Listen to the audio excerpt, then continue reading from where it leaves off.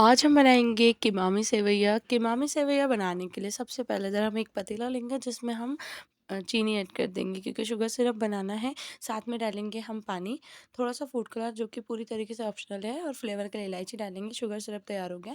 एक वेसल लेंगे जिसमें हम घी ऐड करेंगे। 2 से 3 टेबल स्पून प्योर देसी घी आपने लेना है। साथ में यहाँ पे ड्राई फ्रूट लेंगे। मनपसंद ड्राई फ्रूट आप इसमें डाल सकते हैं, या फिर इसमें से कुछ कम करना हो तो आप उसको कम भी कर सकते हैं। ड्राई फ्रूट फ्राई हो गए तो ड्राई फ्रूट को निकाल लेंगे। सेम वेसल में हम 2 चम्मच घी ऐड कर देंगे। साथ में डाल देंगे यहीं पे सेवई। सेवई को अच्छे से भूनेंगे। जब तक इसका कलर चेंज नहीं होता ना सेवई का, तब तक आपने इसको भूनना है। तो सेवई भूनते-भूनते 10 मिनट हो गया, मीडियम फ्लेम पे अच्छे से भुन गई, तो जो शुगर सिरप हमने बनाया था ना, वो शुगर सिरप इसमें ऐड कर देंगे, ढक्कन लगा देंगे और तकरीबन 5 मिनट मीडियम फ्लेम पे इसको पकने के लिए छोड़ देंगे।